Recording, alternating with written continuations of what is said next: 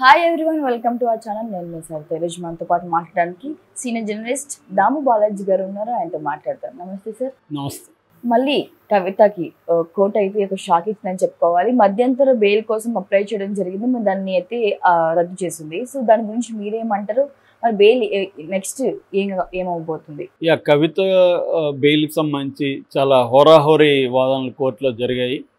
కవిత తరపున అభిషేక్ మను సింఘ్వి ఆయన వాదించారు. ఆయన సీనియర్ కాంగ్రెస్ లీడర్ కూడా. సో ఆయన చాలా స్ట్రాంగ్గానే వాదించారు. అటువైపు కూడా ఈడీ అడ్వకేట్స్ కూడా చాలా స్ట్రాంగ్గానే వాదనలు వినిపించారు. ఈయన అభిషేక్ మను సింఘ్వి ఏం చెప్పారంటే, చిన్న కొడుక్కి ఎగ్జామ్స్ ఉన్నాయి, అతను బాగా డిస్టర్బ్ అయిపోయినాడు అమ్మ లేకపోవడం వల్ల. అతను బాగా అమ్మతో అటాచ్మెంట్ ఉంది, సో అందుకని ఎగ్జామ్స్ రాయలేకపోతున్నాడు. సో అందుకని మేము మధ్యంతర బెయిల్ అడుగుతున్నాం, అది కూడా కండిషన్ బెయిల్ ఇవ్వండి మీరు. సో కండిషన్ బెయిల్, మధ్యంతర బెయిల్ ఇవ్వమని మేము అడుగుతున్నాము, తర్వాత మళ్ళీ మీరు క్యాన్సిల్ చేయొచ్చు అని కూడా ఆయన అడిగారు. Section 45 PMLA prevention of money laundering act 2002 section 45 ప్రకారం బెయిల్కి ఆమెకి అర్హత ఉంది అని చెప్పాడు. రెండోది, పిల్లలకి ఎగ్జామ్స్ ఎంత ఇంపార్టెన్సో మోడీ ఆ మధ్య చాలాసార్లు చెప్పాడని మోడీ స్పీచ్ని కూడా ఆయన కోర్టు ముందు ప్రవేశపెట్టాడు. మోడీ కూడా పిల్లలకి తల్లులు ఎలా సన్నద్ధం చేయాలని కూడా ఆయన చెప్పాడు. సో ఆ రకంగా కూడా ఈమెకి బెయిల్ అవసరం ఉంది అనేది గట్టిగా ఆర్గ్యూ చేశాడు. దానికి సంబంధించిన కొన్ని సుప్రీంకోర్టు జడ్జిమెంట్స్ని కూడా కోర్టు ముందు ఆయన ప్రవేశపెట్టాడు. అయితే ఈడీ కూడా గట్టిగానే ఆర్గ్యూ చేసింది. ఈడీ ఏంటంటే, అసలు ఈ మొత్తం ఢిల్లీ లిక్కర్ స్కామ్ కుంభకోణంలో ఈమె కింగ్ పిన్ను, అసలు ఆ కుంభకోణాన్ని ప్రారంభించిందే ఈమె, ఇలా చేయొచ్చని కేజ్రీవాల్కి చెప్పిందే ఈమె. కాబట్టి అలాంటి ఒక కీలకమైన నేరస్తురాలు కాబట్టి ఈమెకి బెయిల్ ఇవ్వకూడదు. రెండోది ఏంటంటే, ఈమెకి ఆ కొడుకేమో ఒంటరిగా లేడు, వాళ్ళ అన్నకి 22 ఏళ్ళు, వాళ్ళ అన్న కూడా ఉన్నాడు తోడుగా, తండ్రి ఉన్నాడు. ఈమెకి కజిన్స్ ముగ్గురు కూడా వచ్చి ఇక్కడ ఈడీ కస్టడీలో ఉన్నప్పుడు చూసి వెళ్ళారు. సో వాళ్ళందరూ పెద్ద ఫ్యామిలీ, అది ఫ్యామిలీ అంతా ఉన్నారు కాబట్టి కొడుకు ఈమె లేకపోవడం వల్ల ఇదేం లేదు. రెండోది, ఏప్రిల్ 16 వరకే అబ్బాయికి ఎగ్జామ్స్ అని చెప్తున్నారు. ఆల్రెడీ సగం ఎగ్జామ్స్ అయిపోయినాయి కూడా, ఇప్పుడు ఇవ్వాల్సిన అవసరం కూడా లేదు అనేది కూడా వాళ్ళు చెప్పారు. ఇంకోటి ఏంటంటే, ఈమె ఆల్రెడీ అప్రూవర్గా మారిన వాళ్ళను బెదిరించినట్టు మా దగ్గర సాక్ష్యాలు ఉన్నాయి అనేది కూడా వాళ్ళు చెప్పారు. అట్లాగే ఫోన్లు, కవిత నుంచి ఇప్పటి వరకు మేము 10 ఫోన్లు తీసుకున్నాం. అవి మ్యాక్సిమం ఆల్రెడీ డేటా అంతా డిలీట్ చేసి ఫార్మాట్ చేసేసి ఇచ్చారు మాకు. సో మేము నోటీసులు ఇవ్వగానే ఆమె ఫార్మాట్ చేసేసింది. సో ఇప్పటివరకు దాదాపు 170 ఫోన్లు ధ్వంసమైన దీంట్లో అందులో కవిత కూడా ఉన్నాయి. సో ఆమె ఏ రకంగానూ మా ఇన్వెస్టిగేషన్కి సహకరించట్లేదు, పైగా అప్రూవల్గా మారిన వాళ్ళని బెదిరిస్తుంది. తర్వాత దీంట్లో ప్రధానమైన ముద్దాయి. సో ఆమెను కానీ బయటికి తీసుకెళ్తే ఆమె సాక్ష్యాలని తారుమారు చేసే అవకాశం ఉంది, సాక్షుల్ని బెదిరించే అవకాశం కూడా ఉంది అనేది వాళ్ళు ప్రధానంగా తీసుకెళ్లారు. సో ఇప్పుడు బెయిల్ వస్తుందా రాదా అనేది పెద్ద చర్చ ఉంది. ఏదేమైనా కవితకి షాక్ అని చెప్పాలి. ఎందుకంటే వాళ్ళు చెప్తున్నట్టు, ఈడీ చెప్తున్నట్టుగా మండేకి వేశారంటే ఇంకా ఆల్రెడీ ఈరోజు 4th, 5th, 6th, 7th అయిపోతాయి, సగం ఎగ్జామ్స్ అయిపోతాయి. ఈమెకు బెయిల్ ఇచ్చినా కూడా మళ్ళీ 16 తర్వాత బెయిల్ క్యాన్సిల్ చేసినా చేస్తారు. సో ఈ మధ్యలో 4 రోజులు బెయిల్ ఇచ్చే లాభం ఏంటి? సో కాబట్టి అక్కడ ఉన్న రౌసెవెన్యూ కోర్టు ఏమనుకోవచ్చు అంటే, ఇంకెట్లాగూ ఎగ్జామ్స్ అయిపోతాయి కదా, ఇప్పుడు ఇంకా ఆ కారణంతో ఎందుకు లేవు అని కూడా అనుకోవచ్చు.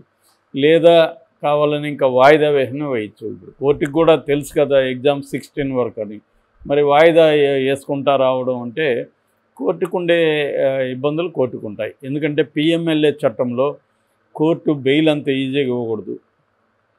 సెక్షన్ 45 ప్రకారం ట్విన్ కండిషన్స్ మీట్ అవ్వాలి. ఆ ట్విన్ కండిషన్స్ ఏమంటే, ఈ ముద్దాయి నిరపరాధని కోర్టు నమ్మాలి. రెండోది, ఈ ముద్దాయికి బెయిల్ ఇస్తే బయటికి వెళ్ళి నేరం చేయరు అని కూడా కోర్టు నమ్మాలి. దీన్ని ట్విన్ కండిషన్ అంటారు. సో ఫస్ట్ కండిషన్ చూస్తే, ముద్దాయి నేరం చేయలేదని నమ్మాలంటే ఒక రకమైన మినీ ట్రయల్ కావాలి. అంటే నేరం చేయలేదనేది డిఫెన్స్ అడ్వకేట్ ప్రూవ్ చేయాలి. నేరం చేశారని ప్రాసిక్యూషన్ తరపున వీళ్ళు మాట్లాడతారు. దీనికంత టైం పడుతుంది. సో ఇప్పటికిప్పుడు ప్రూవ్ చేయడం కూడా చేయలేరు. కాబట్టి అందుకనే బెయిల్ రావన్నమాట. దాదాపు 6 నెలలు 1 ఇయర్ ఈ కేసుల్లో ఉన్నారు. మొన్ననే 6 నెలల తర్వాత సంజయ్ సింగ్ ఎంపీ, ఆప్ ఎంపీ బయటకు వచ్చాడు. ఇంకా మనీష్ సిసోడియా ఉన్నాడు, తర్వాత విజయ్ నాయర్ ఉన్నాడు, సత్యేంద్ర జైన్ ఉన్నాడు, ముగ్గురు ఉన్నారు. కేజ్రీవాల్ నలుగురు ఉన్నారు ఆప్ వాళ్ళే, ఇంకా బెయిల్ రాకుండా. మనీష్ సిసోడియా అయితే 1 ఇయర్ పైన అయింది.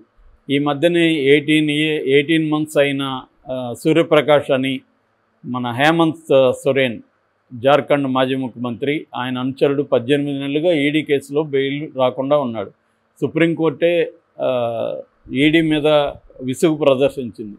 ఏంటి మీరు ఆయనకున్న న్యాయమైన హక్కుని, అంటే 60 రోజుల నుంచి 90 రోజుల లోపల ఫైనల్ ఛార్జ్ షీట్ ఎక్కిపోతే డిఫాల్ట్ బెయిల్ ఇచ్చేయచ్చు, అది న్యాయమైన హక్కు. దాన్ని కూడా ఆయన పొందడానికి వీలు లేకుండా మీరు సప్లిమెంటరీ ఛార్జ్ షీట్లు వేసుకుంటూ వెళ్తున్నారు అని కూడా సుప్రీంకోర్టు కామెంట్ చేసింది. అయినా కూడా ఆయనకు బెయిల్ ఇవ్వలేకపోయింది సుప్రీంకోర్టు. సో ఎందుకంటే పిఎంఎల్ఏ చట్టం అనేది అంత రిగరస్గా ఉంటుంది, కఠినంగా ఉంటుంది ఆ చట్టం. సో ఆ చట్టం కింద బెయిల్ ఇవ్వాలనుకున్నా కూడా ఇవ్వలేని ఒక పరిస్థితి ఉంది. సో అందువల్ల కవితకు అంత ఈజీగా బెయిల్ రాదు. రెండవది ఏంటంటే ఇక్కడ ఉన్న ఇంకొక లిటిగేషన్, యాక్చువల్గా కవితను ఇప్పుడు టైమింగ్ ఎందుకు అరెస్ట్ చేశారంటే 2 కారణాలు. ఒకటి, కేజ్రీవాల్ని అరెస్ట్ చేయాలంటే కవితని కూడా అరెస్ట్ చేయాలి. వాళ్ళ మెయిన్ టార్గెట్ కేజ్రీవాల్, కవిత కాదు. కవితను అరెస్ట్ చేయకపోయినా ఇక్కడ పెద్ద డ్యామేజ్ ఏం జరిగిపోదు బీజేపీకి. కానీ కేజ్రీవాల్ని అరెస్ట్ చేయకపోతే బీజేపీకి కొంత డ్యామేజ్ జరుగుతుంది. ఎందుకంటే బీజేపీ గోల్ ఏంటంటే 400 సీట్లు ఎన్డీఏకు, 370 సీట్లు బీజేపీకి అనేది టార్గెట్ పెట్టుకున్నారు. ఈ టార్గెట్కి నార్త్ ఇండియాలో కొంత ఇబ్బంది పెడుతుండేది కేజ్రీవాల్. ఎందుకంటే కేజ్రీవాల్ మల్టీ స్టేట్ ప్రజెన్స్ ఉన్న పార్టీ అది ఆపు. ఆల్రెడీ ఢిల్లీలో అధికారంలో ఉన్నారు, పంజాబ్లో అధికారంలో ఉన్నారు, గోవాలో గట్టిగా ఫైట్ చేశారు, గుజరాత్లో 14% ఓట్లు మొన్న ఎమ్మెల్యే ఎలక్షన్లో వచ్చాయి. సో రెండోది ఏమంటే ఆయన గ్రాఫ్ పెరుగుతూ ఉంది, ఆయన మిస్టర్ క్లీన్ ఇమేజ్ ఉంది. సో అందువల్ల ఇండియా కూటమిలో ఆయన ఒక ప్రధానమైన పాత్ర పోషించే అవకాశం ఉంది. సో దానివల్ల ఆయన కానీ ఈ అవినీతి కేసులో ఇరికించి పెట్టేస్తే ఇంకా ఇబ్బంది ఉండదు అనేది బీజేపీకి. ఆల్రెడీ ఇంకొక నెరేటివ్ కూడా తీసుకొస్తున్నారు. ఈయన ఖలిస్తానీ ఉద్యమాన్ని సపోర్ట్ చేస్తున్నారు, అసలు ఈ రైతులను కూడా ఢిల్లీకి తీసుకొచ్చింది కేజ్రీవాలే. ఇలాంటి ఒక నెరేటివ్ని బీజేపీ సోషల్ మీడియా బలంగా తీసుకెళ్తుంది. మనం చెప్పిన కేజ్రీవాల్ వీడియోల కింద కూడా ఇదే కామెంట్లు, అతను ఏదో ఖలిస్తాన్ ఉగ్రవాద అన్నట్టు ఇవన్నీ చేస్తున్నారు. సో ఇలాగా అంటే వీళ్ళకి ఒక ప్రత్యర్థిని ఎలా దెబ్బ కొట్టాలి అనేది బీజేపీకి తెలిసినట్టుగా ఎవరికి తెలియదు.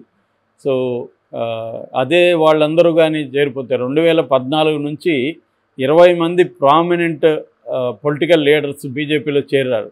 అది 3వ తేదీ ఇండియన్ ఎక్స్ప్రెస్లో డీటెయిల్ డేటా ఉంది, ఎవరైనా చదువుకోవచ్చు. ఆ 25 మంది చేరితే ఆ 25 మంది మీద ఉన్న సిబిఐ ఈడీ కేసులన్నీ కూడా క్లోజర్కి వెళ్ళిపోయినాయి. చాలా కేసులు క్లోజర్కి వెళ్ళిపోయినాయి, చాలా కేసులు కోల్డ్ స్టోరేజ్లోకి వెళ్ళిపోయినాయి. అంటే 25 మంది వాషింగ్ మిషన్లోకి వచ్చారనమాట. వాళ్ళ నేరం అంతా వాషింగ్ మిషన్లోకి ఎంటర్ అవ్వగానే క్లీన్ అయిపోయింది. సో ఇది బీజేపీ చేస్తుంది. 95% 2014 తర్వాత ఈడీ కేసులన్నీ కూడా ప్రత్యర్థుల మీదే ఉన్నాయనేది కూడా Indian express report with data ఇచ్చారు వాళ్ళు. కొంతమంది సెలెక్ట్ చేసుకొని వాళ్ళ కేసులు ఎప్పుడెప్పుడు ఏమేమి ఉన్నాయి, బీజేపీ ఏమేమి మాట్లాడింది, వాళ్ళందరూ తర్వాత పార్టీలోకి చేరినాక వాళ్ళ కేసులు ఏమైనాయి, ఈ డీటెయిల్స్ అంతా కూడా చెప్పారు. ఆంధ్రప్రదేశ్లో కూడా సీఎం రమేష్ మీద సిబిఐ కేసు ఉంది, ఐటీ కేసు ఉంది, తర్వాత సుజనా చౌదరి మీద ఉంది, రఘురామకృష్ణరాజు మీద ఉంది. వీళ్ళెవరూ ముందుకెళ్ళలేదు కేసులు. అట్లాగే ఈడీ చంద్రబాబు మీద ఈడీ ఉంది. అట్లాగే జగన్ మీద 10 ఏళ్ళుగా జగన్ బెయిల్లో ఉన్నాడు, వీళ్ళెవరి మీద లేదు.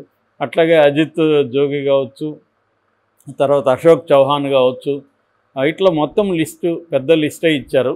25 మంది ఇచ్చారు వాళ్ళు. ఆ 25 మంది ఒకప్పుడు వాళ్ళ మీద బీజేపీ తీవ్రంగా విరుచుకుపడింది, వాళ్ళ మీద సిబిఐ ఈడీలు అటాక్ చేశాయి. వాళ్ళని కొంతమందిని అరెస్ట్ చేశారు, కొంతమంది మీద కేసులు నడుస్తున్నాయి. అయినా కూడా వాళ్ళందరూ బీజేపీలోకి ఎన్డీఏలోకి చేరగానే వాళ్ళు మిస్టర్ క్లీన్ అయిపోయింది. సో అందువల్ల కవితని ఇప్పుడు వదిలే ప్రసక్తి లేదు నాకు తెలిసి. ఎందుకంటే కవితకు బెయిల్ ఇస్తే అదే కారణాలతో రేపు కేజ్రీవాల్ కూడా బెయిల్ అడుగుతారు కాబట్టి కవితకు బెయిల్ రాదని నేను నమ్ముతున్నాను. Thank you.